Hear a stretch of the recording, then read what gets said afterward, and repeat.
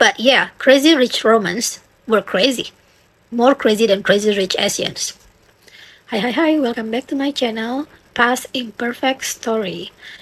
Jadi channel ini akan mengupas tentang sejarah dunia dan tokoh-tokoh yang terkenal dan juga pop culture yang terjadi di masa lalu. Because nostalgia is my middle name and everything nostalgic is my thing.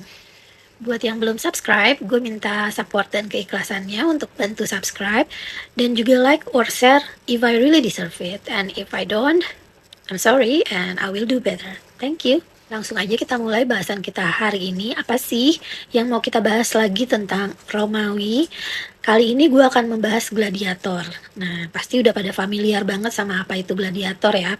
Thanks to the movie Gladiator yang diperankan oleh Russell Crowe dan disutradarai oleh salah satu sutradara favorit gue yang bernama Ridley Scott, Gladiator sukses membuat seluruh dunia jadi setidaknya tahu tentang apa itu gladiator dan apa aja yang mereka lakukan. Film itu sendiri juga memborong nominasi-nominasi Oscar dan memenangkan Best Picture pada Piala Oscar yang ke-73 di tahun 2001. Dan Russell Crowe sendiri memenangkan piala sebagai aktor terbaik dan mengalahkan saingannya yang cukup berat ya, Tom Hanks di film Castaway. Not only that, film tersebut juga memenangkan 3 penghargaan lainnya, yaitu Best Sound, Best Costume, and then Best Visual Effect. Jadi gila sih emang ini film massive, like really the bomb. Walaupun sebenarnya film ini bukanlah berasal dari kisah nyata. Film ini diangkat dari sebuah buku yang berjudul Those About to Die, karangan Daniel P. Mannix, dan diadaptasi dan ditulis lagi oleh 3 penulis skenario film Gladiator. Jadi ya film ini bukan dokumenter, bukan kisah nyata, tapi diinspirasi dari kisah nyata yang memang benar-benar pernah terjadi di zaman Kekaisaran Commodus. Tokoh Maximus Decimus Meridius tidak pernah ditemukan dalam bukti-bukti sejarah, tapi kemungkinan terbesar adalah tokoh ini diinspirasi dari 2 gladiator terkenal bernama Claudius Pompeianus dan Narcissus. Jadi kemungkinan 2 tokoh ini dikombin dan mengilhami tokoh Maximus yang diperankan oleh Russell Crowe. Untuk film Gladiator ini mereka menghabiskan 103 juta dolar. Yap, duit semua, nggak ada campurannya. Dan jumlah uang yang fantastis itu memang benar-benar berhasil memberikan kita gambaran tentang bagaimana megahnya Kolosium dan kehidupan pada zaman itu. Gue nggak bisa bilang itu 100% akurat, tapi riset yang mereka lakukan untuk stay authentic tidak main-main. Sayangnya kita belum punya time travel mesin yang bisa membuat kita time traveling ke masa-masa yang kita inginkan untuk melihat dengan mata sendiri gimana sih kehidupan zaman dulu. Karena bagi gue, those things are very interesting. I really wanna see places dan orang-orang terkenal pada zaman-zaman dahulu. Dan yeah, that's my passion. That's really my thing. But okay, enough about the movie. Kita balik lagi ke bahasan utama kita di video ini, yaitu tentang apa itu gladiator. Siapa sih mereka? Nah, mungkin kita mulai dari asal katanya sendiri ya, gladiator. Gladiator itu diambil dari bahasa Latin yang artinya swordsman atau manusia berpedang. Mengenai asal mulanya ada gladiator ini, ada banyak versi, tapi salah satu yang paling sahih ya, tradisi gladiator dimulai oleh bangsa Etruskan. Siapa sih bangsa Etruskan ini? Ini nanti akan gue bahas di episode yang membahas tentang asal-muasal bangsa Romawi. Tapi yang kita tahu di tradisi bangsa Etruskan, konon katanya di pemakaman-pemakaman mungkin tokoh-tokoh terkemuka selalu diadakan pertarungan-pertarungan seperti gladiator. Again, kita tidak bisa menemukan bukti-bukti otentiknya, but yeah, it's kind of sounds cool. Terus ada juga nih teori lain yang mengatakan tradisi gladiator berasal dari para prajurit Romawi sendiri, yaitu ketika mereka unjuk gigi atau adu kekuatan sesama mereka. Jadi like who get the braggings right gitu kan. Dan ini juga masuk akal karena very typical of guys, sorry. Nah, kapan sih tepatnya pertunjukan gladiator menjadi tontonan mainstream di Romawi?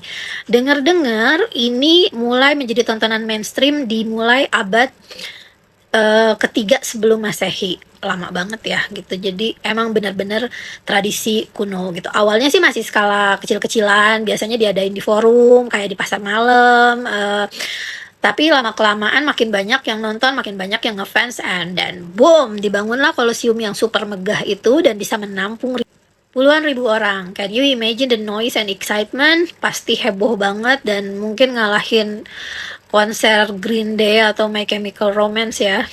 I don't know, I cannot even imagine. Gue cukup beruntung dikasih kesempatan untuk mengunjungi Colosseum beberapa tahun yang lalu, and here you can see some pictures of me di tempat yang bagi gue bener-bener like dreams comes true.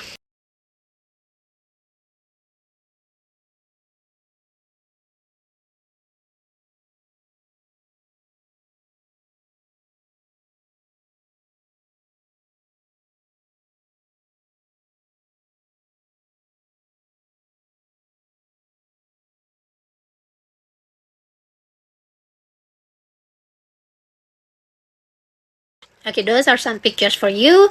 Terus pertanyaan berikutnya lagi, siapa aja sih yang bisa jadi gladiator ini?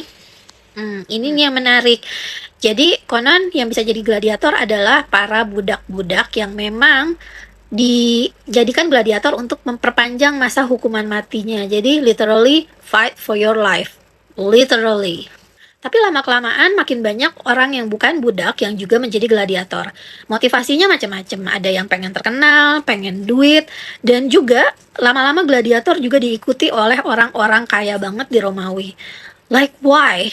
But yeah, crazy rich Romans were crazy. More crazy than crazy rich Asians. Memang agak lain mereka. Semua-semuanya agak lain nampaknya.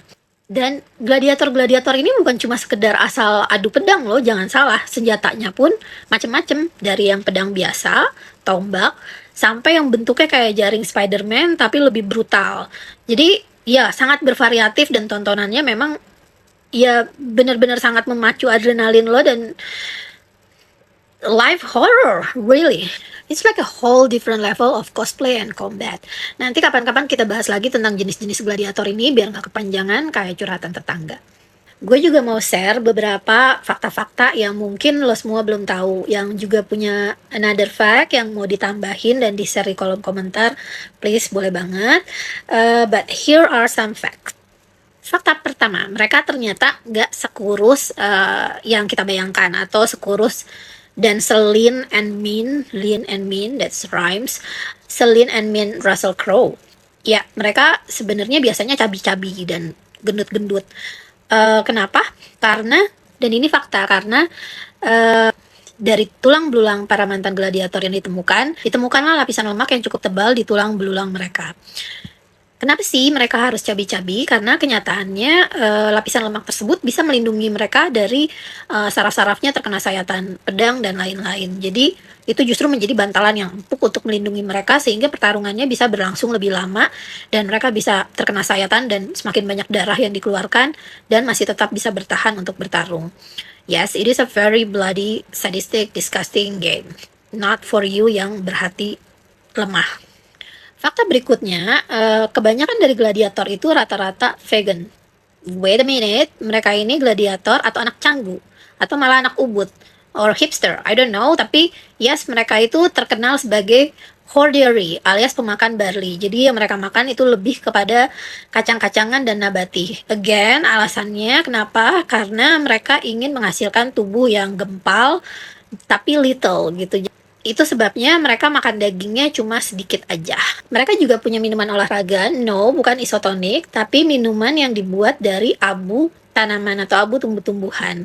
Dan minuman ini mengandung banyak kalsium. Gue nggak ngerti juga apakah zaman dulu belum ada susu atau apa gitu, tapi yang jelas abu dari tanaman ini lebih efektif untuk memberikan kalsium, di mana bisa memproteksi tulang-tulang mereka yang sering patah di pertarungan-pertarungan tersebut. Fakta berikutnya, berbanding terbalik dengan yang sering terjadi di film-film Hollywood, pertarungan gladiator tidak selalu berujung dengan kematian. Kenapa? Karena petarung gladiator itu adalah huge investment bagi pemiliknya atau lanista, sekolah para gladiator. Jadi kalau bisa dihindari, mereka sebenarnya tidak menginginkan petarungnya untuk mati. Karena ya itu berarti mereka akan kehilangan duit gitu. Kalau gladiatornya bisa bertarung berkali-kali, they earn a lot of money. Ya seperti sabung ayam dan lain-lain.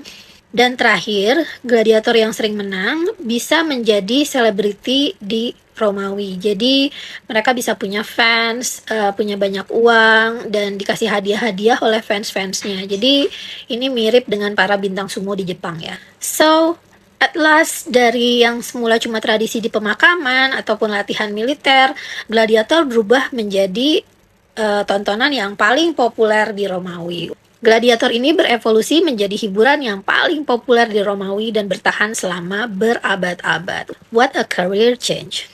Tapi ya, di balik semua kemeriahan dan ketegangan di arena, tentu saja ada banyak cerita tragis dan gelap dari sisi-sisi seorang gladiator. But that's another story for another episode. Please stay tuned. And again, gue minta supportnya. Would really appreciate if you can subscribe, like, comment, or share. And thank you very much. Bye.